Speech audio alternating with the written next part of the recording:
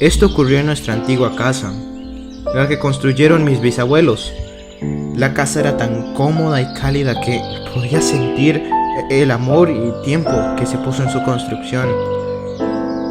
Solo había un problema: mi cuarto. Era bonito, que no se me malentienda, era grande y tenía su propio baño, pero lo que me molestaba era mi ventana. Tenía dos en mi cuarto, pero la que tenía vista al maizal al lado de mi casa, siempre sentía que algo me miraba a través de esta. Siempre mantenía las cortinas cerradas y aliviaba un poco esa sensación. Aún así, sentía que había algo ahí. Algunas veces podía oír arañazos, pero nunca me atreví a ver. Hasta una noche. Unas amigas llegaron a la casa por una fiesta cuando estaba en noveno. Una de ellas, a la cual llamaré Brit, vivía en una casa al otro lado del maizal. No solo era mi vecina más cercana, fue mi primera amiga. Brit sabía lo de mi ventana, pero las demás no. Y cuando llegó la hora de dormir, contamos historias de terror. Ella decidió asustar a las demás, contando algunas de las experiencias que yo le conté sobre los arañazos. Estaban asustadas, pero también interesadas. Querían permanecer despiertas y ver por la ventana. No quería, pero insistieron, y por primera vez en un muy largo tiempo, abrimos las cortinas. Había pasado tanto tiempo desde la última vez que vi por esa ventana que casi me había olvidado lo que estaba al otro lado. Cerca de mi ventana había una vieja pared de piedra, y al otro lado estaba el maizal. La pared tenía un espacio vacío en la que alguna vez habían unas piedras. Al menos para mí, me parecía que había un camino en el maizal que iba al espacio vacío. Aunque el maíz aún crecía, parecía tener un espaciado distinto por esa parte. Mis amigas se reunieron alrededor de la ventana, mientras que yo me fui a dormir. Si había, en efecto, algo allá afuera, no quería verlo.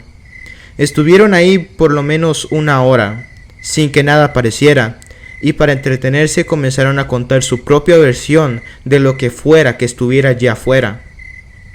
Comencé a dormirme, y hubiera logrado hacerlo, de no haber sido, porque en ese momento comenzaron los gritos de terror absoluto.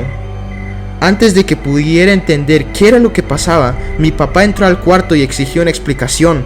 Todas comenzaron a hablar al mismo tiempo. Había algo allá afuera, salió del campo, era grande, como un perro, no podía ser un animal, no tenía pelo, y tenía manos en las cuatro patas, y garras grandes, y era gris y negro, como mármol, tenía una boca enorme, y no tenía orejas. Siguieron hasta que mi papá las logró calmar. Nos dijo que probablemente fue un lobo con sarna, pero eso no sonaba para nada como un lobo sarnoso.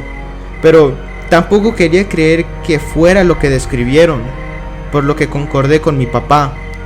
Cerramos las cortinas y las demás comenzaron a hablar entre ellas, exaltadas por la adrenalina.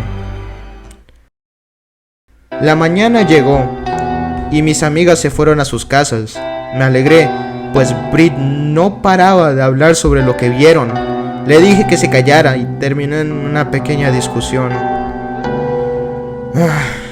Desearía que eso no hubiera pasado, porque esa fue la última vez que la vi. La noche siguiente desapareció.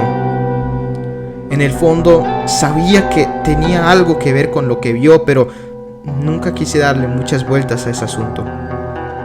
Después de eso, no podía mirar el maizal sin pensar en lo que fuera que viviera en este. Pasaron los años y llegó el verano otra vez. Mi tía abuela vino a vivir con nosotros, pero no se quedó por mucho tiempo. Era una anciana muy singular, pero no la culpo. Tenía las cortinas abiertas y estaba mirando por la ventana al maizal. Sabía que estaba un poco loca, por lo que fui amable con ella y le pregunté qué hacía. Sin siquiera voltear a verme, comenzó a contarme una historia que parecía haber esperado mucho tiempo para contar. ¿Sabes? Siempre supe que volvería. Mi mamá y papá construyeron esta casa, pero no fue la primera aquí. Hubo otra antes que esta, la demolieron hasta los cimientos, pero el maizal siempre estuvo ahí. Todos los que compran el campo siempre plantan maíz, sin importar que siempre es maíz. La tierra tampoco parece gastarse, siempre ha sido fértil. Sacudió su cabeza, al tiempo que reía amargamente. Siempre pensé que era bastante curioso. El maíz gasta la tierra, pero en todos estos años nunca lo hizo. Me pregunto si sabrán el precio de lo que fuera que hicieron. Demasiado arriesgado para una buena cosecha si me lo preguntas. Sentía que el corazón se me saldría del pecho. Sabía de qué cosa estaba hablando. No sabía qué decir y tampoco sabía si quería decir algo. Cuando era pequeña, justo después de que terminaran la casa, no sabía que estaba ahí, pero podía sentirlo observándome en la noche. Tienes que querer verlo. Es la razón por la que hace eso. Si quieres verlo y lo ves, es como si le dieras permiso. Quería verlo, ver qué era. Se quedaba ahí por tanto tiempo, tentándome. Lo vi una noche y ahora deseo no haberlo hecho. La noche siguiente entró por mi ventana. Se veía como un lobo deforme, con manos por patas, dedos largos y retorcidos y garras gruesas y largas. Su boca era más grande que la de un lobo y sus dientes tenían tamaños diferentes, pero todos estaban muy afilados, más de lo que creía posible. Lloré porque sabía que venía por mí. Era como si me hablara por telepatía, diciéndome por qué vino. Alguien le pidió venir. Le prometió una mujer cada década a cambio de que la tierra siguiera siendo fértil. Incluso después de que muriera, esa cosa permaneció aquí, buscando permiso por él mismo. Le gustaba especialmente esta casa, pero eso no lo detenía de ir por otras casas sin poder ir muy lejos del maizal. Si lo hacía, perdería el campo y el trato. Me alzó y me quedé congelada. Sabía que me haría algo horrible en ese maizal, pero no podía pelear. Me llevó fuera de la ventana y por el maizal, pero algo pasó. Un lobo real, se había llevado una cabra de un granjero y este la estaba buscando. La bestia me soltó justo cuando las luces y los gritos se acercaban, como si no quisiera ser visto. El granjero me encontró y me llevó de vuelta a casa. Le dije a mamá y a papá lo que me pasó, pero no me creyeron. Creen que andaba sonámbula y que me encontré un lobo real. Comenzaron a pensar que se me zafó un tornillo. Me pusieron en el cuarto de mi hermana, tu abuela, y no me dejaron decírselo a nadie. Nunca vino por mí cuando estaba con alguien. No se supone que lo veas, no sin su permiso. Cuando dejé este lugar, sabía que volvería, como si esa cosa me llamara, pero bueno, estoy aquí. Y eso ya no me molesta. Lo que tenga que pasar, pasará. Soy una mujer mayor. Sin embargo, me espera. Lo puedo sentir. Me quedé ahí, en silencio. Estaba muy impresionada como para decir algo. Mis pensamientos vagaron a mi amiga y sentí náuseas.